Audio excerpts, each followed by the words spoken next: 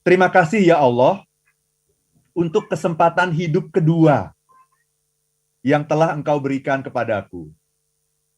Aku berjanji akan menjadi orang yang lebih baik lagi, menjadi manusia yang lebih mengasihi, menjadi rahmat bagi semesta alam.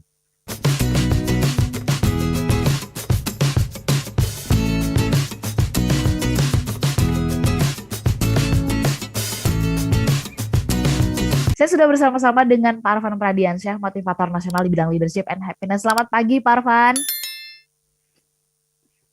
Selamat pagi, Mbak Ola. Apa kabar hari ini? Kita sama-sama biru ya. Biru tua, biru muda ya. Kabarnya luar biasa. Iya, biru tua, biru muda. Sesuai dengan usia kayaknya, Pak Arfan. Nah, Smart Listener, kami mengajak Anda untuk membahas mengenai topik yang menarik banget ya. Your mindset, your destiny, ya.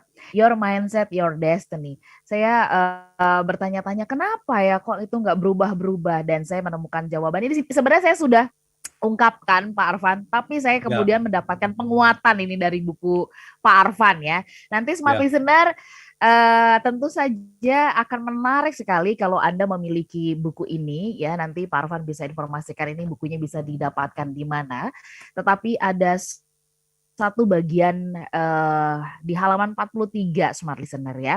Saya ini bahkan dengan sangat gamblang di beberapa kesempatan saya dengan tim dan saya merenungkan juga hasil perenungan juga gitu ya. Pak Arfan mengatakan, dan ini pas banget menguatkan apa yang saya sampaikan gitu ya. Dikatakan Pak Arfan di sini adalah niat adalah mindset. Sesuatu yang tidak kasat mata dan tidak bisa dilihat, observable dan diukur, measurable adalah perilaku. Tapi jangan terbuai oleh perilaku, karena perilaku bisa bersifat ganda, lain di depan, lain di belakang. Ini juga lah yang disebut dengan bermuka dua. Jadi niat itu sangat-sangat penting dan sangat besar pengaruhnya. Pak Arfan, sebelum kita bahas ke buku ini ya, yang pasti di dalamnya saya juga menjadi saksi soal proses kejadiannya. Mungkin di lagu dulu deh, Pak Arfan mau kasih highlight di mana sih? Silakan. Terima kasih Mbak Ola. Ya, ini sesuai dengan topik kita pada pagi hari ini. Ini topik kita kan masih ada waktu ya. Dan ini lagunya kebetulan dipilihkan oleh ibu saya nih. Ya, jadi ibu saya setelah baca buku Your Mindset, Your Destiny, kemudian bilang sama saya, Van, kayaknya lagu yang paling pas untuk buku ini adalah lagunya Ebit. Nah, itu dia. Jadi lagu ini dinyanyikan oleh 3 orang, Mbak Ola. Yaitu Adera, Segara, dan Ebit. Dan ternyata Adera dan Segara ini adalah anaknya Ebit. Ya, jadi ini yang nyanyi keluarga nih gitu ya. Dan ini lagu ini bagus sekali ya. Dan saya ingin bacakan syairnya untuk teman-teman semua supaya kita bisa menghayati gitu apa yang sesungguhnya sangat penting dalam kehidupan kita. Jadi dia bilang begini. Bila masih mungkin kita menorehkan batin atas nama jiwa dan hati tulus ikhlas. Mumpung masih ada kesempatan buat kita mengumpulkan bekal perjalanan abadi. Kita pasti ingat tragedi yang memilukan. Kenapa harus mereka yang terpilih menghadap? Tentu ada hikmah yang harus kita petik. Atas nama jiwa, mari heningkan cipta. Kita mesti bersyukur bahwa kita masih diberi waktu. Entah sampai kapan, tak ada yang bakal menghitung. Hanya atas kasih-Nya, hanya atas kehendak-Nya, kita masih bertemu matahari. Kepada rumput ilalang, kepada bintang gemintang, kita dapat mencoba meminjam catatannya. Sampai kapankah gerangan, waktu yang masih tersisa? Semuanya menggeleng, semuanya terdiam, semuanya menjawab tak mengerti. Yang terbaik hanyalah segeralah bersujud, mumpung kita masih diberi waktu. Jadi ini buat saya mengharukan sekali gitu kalau membacakan syairnya saja gitu, apalagi menyanyikannya gitu Mbak Ola. Ini luar biasa, very beautiful ya, dan sangat menyadarkan kita gitu akan pentingnya yang namanya waktu gitu Mbak Ola. Dan waktu itu sesungguhnya adalah karunia yang terindah dari Yang Maha Kuasa gitu Mbak Ola. Ya, ya. Oke, baik. Mumpung masih ada waktu, smart listener ya, kita nggak tahu waktu kita sampai kapan. Kita lanjut obrolannya dulu ya. Dan ini bersumber dari buku terbarunya Pak Arfan yang diberikan kepada saya ini semalam juga menempuh hujan ya, melintasi jarak untuk bisa sampai gitu ya. Your Mindset, Your Destiny.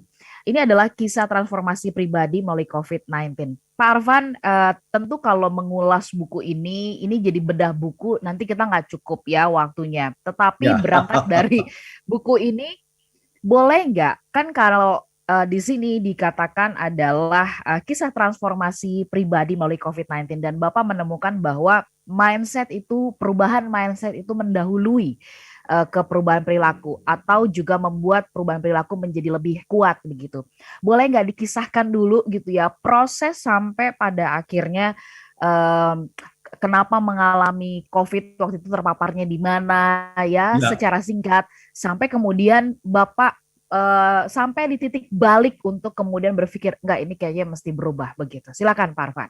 Ya, jadi begini Mbak Ola ya. Jadi buku ini adalah buku ke-12 saya. Dan ini satu-satunya buku yang tidak pernah saya rencanakan. Jadi yang merencanakan membuat buku ini itu bukan saya, tapi Tuhan. Gitu. Jadi ketika saya terpapar COVID itu, saya pulang dari luar kota ya, pulang dari Gresik. Dan memang pada saat itu saya memang agak abai ya, terhadap protokol kesehatan gitu. Bahkan saya memberikan workshop kepada 200 orang, itu tanpa masker. Gitu ya, 200 orang. Kenapa? Karena saya merasa waktu itu ya, kalau pakai masker tuh kayak menghalangi gitu. Menghalangi ekspresi saya, menghalangi penampilan saya, menghalangi kinerja saya gitu. Nah, singkat cerita, setelah pulang terpapar, kemudian masuk ICU, itu memberikan waktu kepada saya untuk perenungan gitu. Jadi biasanya saya selalu merasa kekurangan waktu, sekarang sama Tuhan dikasih. Kalau kamu merasa kekurangan waktu, nih, aku kasih nih waktu sebanyak-banyaknya, kamu mau ngapain gitu. Kira-kira begitu. Dan malam pertama saya masuk ICU, tetangga sebelah kanan saya meninggal, Mbak Ola. Jadi bayangkan di ruang ICU saya itu, satu ruangan tuh 7 orang, Mbak Ola. 7 orang itu 3 tempat tidur di sini, 4 tempat tidur di seberangnya begitu. Malam pertama saja saya sudah mengalami peristiwa yang membuat saya shock. Teman saya yang jarak tempat tidurnya itu hanya 80 cm, Mbak Ola. Jadi jarak satu tempat tidur dengan tempat tidur lain itu hanya 80 cm. 1 meter aja nggak sampai gitu. Dan dia pagi-pagi itu meninggal dunia. Itu baru malam pertama. 3 hari kemudian, teman yang ada di seberang saya, baru 2 jam yang lalu ngobrol. Baru 2 jam yang lalu ketawa-ketawa gitu. Sorenya jam 6 sore meninggal.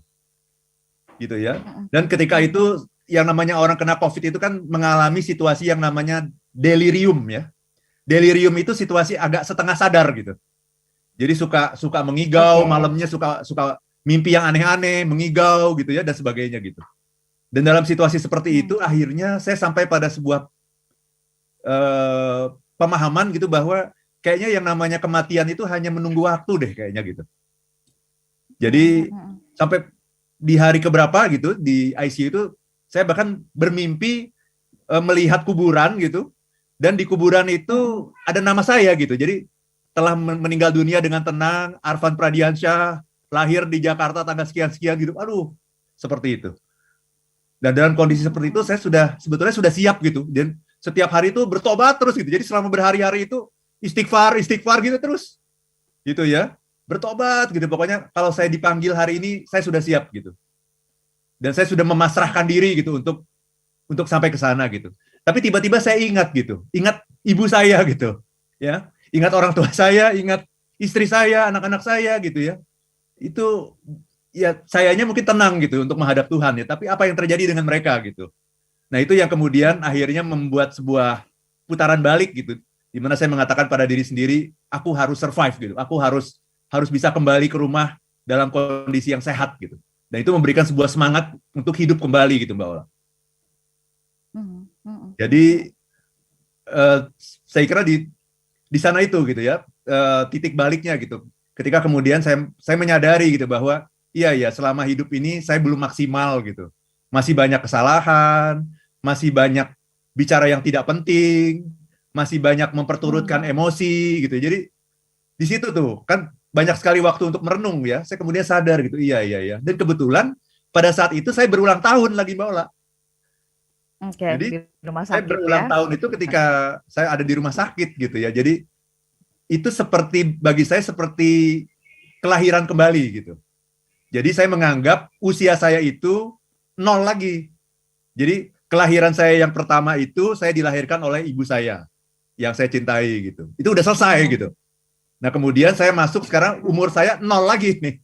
Nol lagi ini adalah kelahiran saya yang kedua yang mudah-mudahan saya jadi orang yang lebih baik dari Arfan versi pertama gitu.